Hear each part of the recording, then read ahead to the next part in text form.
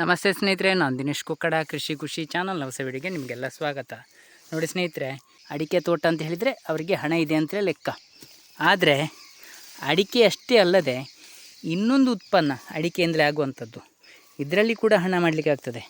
ಯಾವ ವಿಷಯದ ಬಗ್ಗೆ ಮಾಹಿತಿ ಅಂತ ಹೇಳಿದರೆ ಸ್ನೇಹಿತರೆ, ಬನ್ನಿ ನೋಡುವ. ಈ ವಿಡಿಯೋದಲ್ಲಿ ಅಡಿಕೆ ತೋಟದ ಇನ್ನೊಂದು ಉತ್ಪನ್ನದಿಂದ ಯಾವ ರೀತಿ ನಮಗೆ ಹಣ ಮಾಡಲಿಕ್ಕೆ ಆಗ್ತದೆ ಅಂತ ಹೇಳುವುದರ ಬಗ್ಗೆ ಪೂರ್ತಿ ವಿಡಿಯೋ ಇದೆ, ಬನ್ನಿ ಸ್ನೇಹಿತರೆ. ಅಡಿಕೆ ತೋಟದ ಇನ್ನೊಂದು ಉತ್ಪನ್ನ ಅಂತ ಹೇಳಿದರೆ ಅಡಿಕೆ ಹಾಳೆ. ನೋಡಿ, ಇಲ್ಲೊಂದು ಹಾಳೆ ಬಿದ್ದಿದೆ, ಎಷ್ಟು ದೊಡ್ಡ ಗಾತ್ರದ ಹಾಳೆ ಅಂತ ನೋಡಿ. ಈ ಹಾಳೆಯನ್ನು ನೋಡುವಾಗಲೇ ಗೊತ್ತಾಗ್ತದೆ ನಿಮಗೆ, ಈ ಹಾಳೆ ಇಷ್ಟು ದೊಡ್ಡದಾಗಬೇಕಾದ್ರೆ ಅಡಿಕೆಯ ಗಿಡಕ್ಕೆ ಬೇಕಾದಷ್ಟು ಪೋಷಕಾಂಶ ಇದ್ದರೆ ಮಾತ್ರ ಇಷ್ಟು ದೊಡ್ಡ ಗುಣಮಟ್ಟದ ಹಾಳೆ ಬರ್ತದೆ.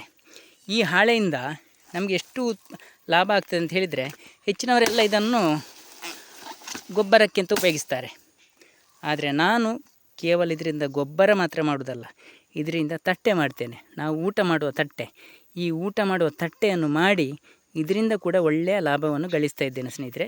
ಹಾಗಾಗಿ ಹೆಚ್ಚಿನ ಮಾಹಿತಿಯನ್ನು ಈ ವಿಡಿಯೋದಲ್ಲಿ ನೋಡುವ, ಬನ್ನಿ ಅದರ ಬಗ್ಗೆ. ನೋಡಿ, ಬೆಳಗ್ಗೆ ಬಂದು ಈ ರೀತಿ ಹಸಿ ಹಾಳೆಯನ್ನು ಕಡಿಯುವಾಗ ಇದು ತುಂಬ ಮೃದುವಾಗಿರ್ತದೆ, ಹಾಗೆ ನಮಗೆ ಬೇಗ ಕಟ್ಟಿಂಗ್ ಮಾಡಲಿಕ್ಕೆ ಆಗ್ತದೆ.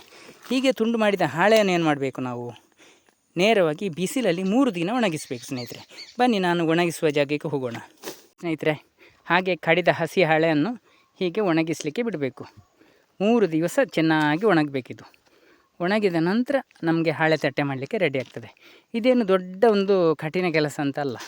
ನಾವು ನಮ್ಮ ಅಡಿಕೆ ತೋಟದ ಬದಿಯಲ್ಲಿ ಸ್ವಲ್ಪ ಜಾಗವನ್ನು ಇದಕ್ಕೆ ಅಂತ ಮೀಸಲಿಟ್ಟರೆ ಒಣಗಿಸಲಿಕ್ಕೆ ತುಂಬ ಅನುಕೂಲ ಆಗ್ತದೆ. ಸಂಪೂರ್ಣವಾಗಿ ಒಣಗಿದಾಗ ನೋಡಿ ಈ ರೀತಿ ಆಗ್ತದೆ. ಅದರ ಬಣ್ಣ ಹೇಗೆ ಬದಲಾವಣೆ ಆಗ್ತದೆ ಅಂತ ನೋಡಿ. ಇದು ಸಂಪೂರ್ಣವಾಗಿ ಒಣಗಿದಂಥ ಹಾಳೆ. ಇದನ್ನು ನಾವು ಕವುಚಿಡಬೇಕು. ಈ ಬದಿಯಲ್ಲಿ ನಾವು ಊಟ ಮಾಡುವಂಥ ಜಾಗ, ಇದು ಅದರ ಹಿಂಬದಿ. ನಾವು ಕವುಚಿಟ್ಟರೆ ಯಾವುದೇ ರೀತಿಯಲ್ಲೂ ಇದರ ಒಳಗಡೆ ಯಾವುದೇ ಹಾನಿಯಾಗುವುದಿಲ್ಲ, ಶುದ್ಧವಾದ ನಮಗೆ ಹಾಳೆ ತಟ್ಟೆ ಸಿಗ್ತದೆ. ಅಷ್ಟೇ ಅಲ್ಲದೆ ಈ ಹಾಳೆಯ ಗುಣಮಟ್ಟ ಹಾಳಾಗುವುದಿಲ್ಲ. ನಾವು ಈ ರೀತಿಯಲ್ಲಿ ಒಣಗಿಸಲಿಕ್ಕೆ ಇಟ್ಟರೆ ಇದರಲ್ಲಿ ಫಂಗಸ್ಗಳು ಬೆಳೆಯುವ ಸಾಧ್ಯತೆ ಇರ್ತದೆ. ಹಾಗಾಗಿ ನಾವು ಈ ರೀತಿಯಲ್ಲಿ ಕವುಚಿಟ್ಟರೆ ನಮಗೆ ಹಾಳೆಯ ಗುಣಮಟ್ಟ ಹಾಳಾಗುವುದಿಲ್ಲ ಸ್ನೇಹಿತರೆ. ಈ ರೀತಿ ಒಣಗಿದ ನಂತರ ಇದನ್ನು ನಾವು ಬೆಳಗ್ಗೆನೇ ಕಟ್ಟಬೇಕು.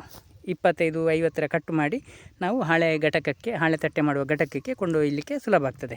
ಈ ಬಿಸಿಲಲ್ಲಿ ಯಾವುದೇ ರೀತಿಯಲ್ಲಿ ಇದನ್ನು ಕಟ್ಟಲಿಕ್ಕೆ ಆಗೋದಿಲ್ಲ, ಯಾಕಂತ ಹೇಳಿದರೆ ಅಷ್ಟು ಒಣಗಿ ಅದು ಗಡಸಾಗಿರ್ತದೆ ತುಂಬ. ಹಾಗಾಗಿ ಬೆಳಗಿನ ಹೊತ್ತು ಈ ಒಣಗಿದ ಹಾಳೆ ಕೂಡ ತುಂಬ ಮೃದುವಾಗಿರ್ತದೆ.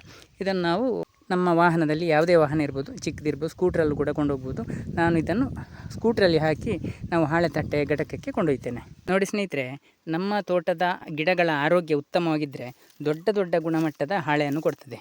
ನೋಡಿ, ಈ ಹಾಳೆಯಿಂದ ನನಗೆ ಕನಿಷ್ಠ ಅಂತ ಹೇಳಿದ್ರೂ ಕೂಡ ಒಂದು 4 ತಟ್ಟೆ ಖಂಡಿತ ರೆಡಿ ಆಗ್ತದೆ.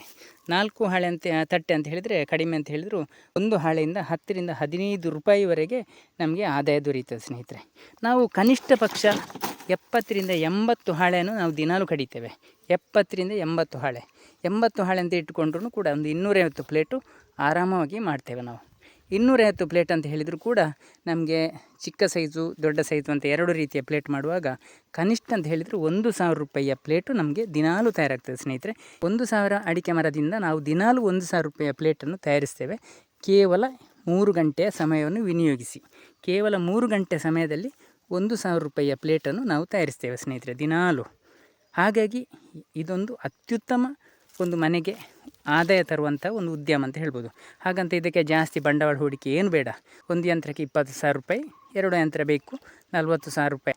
ನಾವು ಪ್ರತಿ ತಿಂಗಳು ಕನಿಷ್ಠ ಅಂತ ಹೇಳಿದ್ರು 30,000 ರೂಪಾಯಿ ದುಡಿಬೋದು 1,000 ಅಡಿಕೆ ತೋಟ ಇದ್ದವರು. ಮಾರುಕಟ್ಟೆನೂ ಕೂಡ ಹಾಗೇನೆ ಸ್ನೇಹಿತರೆ, ನಮ್ಮ ಊರಲ್ಲೇ ಇರ್ತದೆ, ಬೇಕಾದವರಿಗೆ ಕೊಡ್ಬೋದು ಸ್ನೇಹಿತರೆ.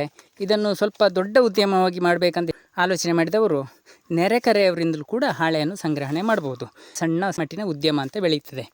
ಇಲ್ಲಿ ನಮಗೆ ಹಾಳೆ ತಟ್ಟೆಯನ್ನು ಮಾಡಿದ ನಂತರ ದೊಡ್ಡ ಲಾಭ ಈಗ ಏನಾಗ್ತದೆ ಅಂತ ಹೇಳಿದರೆ, ಈ ಹಾಳೆಯ ಕಟ್ಟಿಂಗ್ಸ್ ಪೀಸುಗಳು ಉಳಿಯುತ್ತದೆ, ಹಾಳೆಯ ಚೂರುಗಳು. ಇದು ನಮಗೆ ಅತ್ಯುತ್ತಮ ಗೊಬ್ಬರವಾಗಿ ಅಡಿಕೆ ತೋಟಕ್ಕೆ ಆಗ್ತದೆ.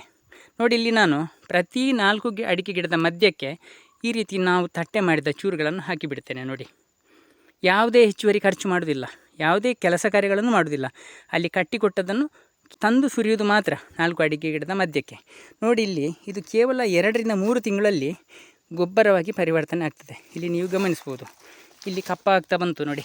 ಇಲ್ಲಿ ಅಡಿಭಾಗದಲ್ಲಿ ಇದನ್ನೆಲ್ಲ ಎರೆಹುಳಗಳು ತಿಂದು ನೋಡಿ ಗೊಬ್ಬರ ಆಗುವ ಪ್ರಕ್ರಿಯೆ ಪ್ರಾರಂಭ ಆಗಿದೆ. ನೋಡಿ, ಇದು ಕೇವಲ 1 ತಿಂಗಳ ಹಿಂದೆ ಹಾಕಿದ್ದು. ನೋಡಿ, ಈಗಲೇ ಇದು ಗೊಬ್ಬರ ಹೋಗೋ ಪ್ರಕ್ರಿಯೆ ಪ್ರಾರಂಭ ಆಗಿದೆ. ನೋಡಿ ಇಲ್ಲಿಯ ಮಣ್ಣನ್ನು ನೋಡಿ, ಗಮನಿಸಿ ನೀವು. ಅಡಿಕೆ ಹಾಳೆ ಚೂರು ಹಾಕಿದಲ್ಲಿರುವ ಮಣ್ಣು, ಇಲ್ಲಿ ಯಾವುದೇ ರೀತಿಯ ತೇವಾಂಶ ಆರುವುದಿಲ್ಲ ಸ್ನೇಹಿತರೆ. ಅಂದರೆ ಅಷ್ಟು ದಪ್ಪ ಇರ್ತದೆ ಇಲ್ಲಿ ಹಾಳೆಯ ಚೂರು. ಇದನ್ನು ಎರೆಹುಳಗಳು, ಗೆದ್ದಲುಗಳು, ಎಲ್ಲ ಜೀವಿಗಳು, ಇದರ ಅಡಿಯಲ್ಲಿ ಎಷ್ಟು ರೀತಿಯ ಜೀವಿಗಳಿದೆ ಅಂತ ಹೇಳಲಿಕ್ಕೆ ಆಗಲ್ಲ ಸ್ನೇಹಿತರೆ. ಅಷ್ಟು ಜೀವಿಗಳು ಇದನ್ನು ತಿಂತಾ ಇರ್ತದೆ, ಅಷ್ಟು ಹಿಕ್ಕೆ ಹಾಕ್ತಾ ಇರ್ತದೆ, ಅಷ್ಟು ಗೊಬ್ಬರವನ್ನು ನಮ್ಮ ತೋಟಕ್ಕೆ ಮಾಡಿ ಕೊಡ್ತಾ ಇರ್ತದೆ. ಎಷ್ಟು ಲಾಭ!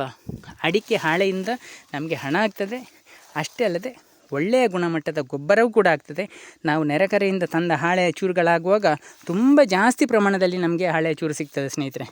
ನಮಗೆ ಹಣವೂ ಆಯಿತು, ಅಡಿಕೆ ಹಾಳೆಯಿಂದ ನಮ್ಮ ತೋಟಕ್ಕೆ ಗೊಬ್ಬರವೂ ಆಯಿತು, ಒಂದು ಉದ್ಯಮವನ್ನು ನಾವು ಮಾಡಿದಂತೆ ಆಗ್ತದೆ. ಅಷ್ಟೇ ಅಲ್ಲದೆ ಸ್ನೇಹಿತರೆ, ಅಡಿಕೆ ತೋಟವನ್ನು ಅವಲಂಬಿಸಿ ನಮಗೆ ಕೇವಲ ಅಡಿಕೆಯಿಂದ ಮಾತ್ರ ಅಲ್ಲ, ಅಡಿಕೆಯ ಹಾಳೆಯಿಂದಲೂ ಕೂಡ ಒಳ್ಳೆಯ ಹಣವನ್ನು ಮಾಡಲಿಕ್ಕೆ ಆಗ್ತದೆ. ನಮ್ಮ ಜೀವನದಲ್ಲಿ ನಮಗೆ ತುಂಬ ಸುಖವಾಗಿರಲಿಕ್ಕೆ ಆಗ್ತದೆ. ನಾವು ಎಲ್ಲ ಕೃಷಿಗಳನ್ನು ಮಾಡೋ ಒಟ್ಟಿಗೆ ಅಡಿಕೆ ಹಾಳೆಯಿಂದ ಪ್ಲೇಟನ್ನು ಮಾಡಿದರೆ, ತಟ್ಟೆಯನ್ನು ಮಾಡಿದರೆ, ನಮ್ಮ ಒಂದು ಸ್ವಂತ ಉದ್ದಿಮೆಯನ್ನು ಮಾಡಿದ ಹಾಗೆಯೂ ಆಗ್ತದೆ.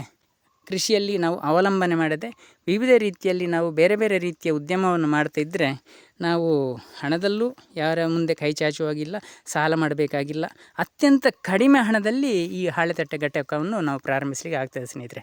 ಕೇವಲ 40,000 ರೂಪಾಯಿ ಬಂಡವಾಳ ಹೂಡಿಕೆ ಇದ್ದರೆ ನಮ್ಮ ಸ್ವಂತ ತೋಟದ ನಮ್ಮದೇ ಹಾಳೆಯನ್ನು ತಟ್ಟೆ ಮಾಡಿದ್ರೂ ಕೂಡ ದಿನಕ್ಕೆ 500ರಿಂದ 1,000 ರೂಪಾಯಿಯನ್ನು ಆರಾಮದಲ್ಲಿ ಮನೆ ಹೆಂಗಸರಿಗೆ ಮಾಡ್ಬೋದು ಸ್ನೇಹಿತರೆ. ಇದಕ್ಕೆ ಗಂಡಸರ ಪಾತ್ರ ಬೇಕಾಗಿಯೇ ಇಲ್ಲ ನಮ್ಮ ಸ್ವಂತ ಹಾಳೆ ತಟ್ಟೆ ಘಟಕ ಮಾಡುವುದಾದರೆ.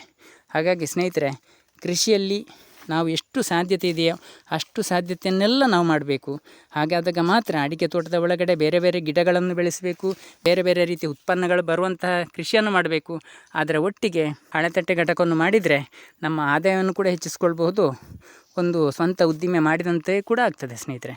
ಒಣಗಿಸಿದ ಜಾಗದಿಂದ ಹಾಳೆಯನ್ನು ತಂದು ಚೆನ್ನಾಗಿ ಹಾಳೆಯನ್ನು ತೊಳಿಬೇಕು ಸ್ನೇಹಿತರೆ. ನಂತರ ಪ್ಲೇಟ್ ಮಾಡಲಿಕ್ಕೆ ಪ್ರಾರಂಭಿಸುವುದು.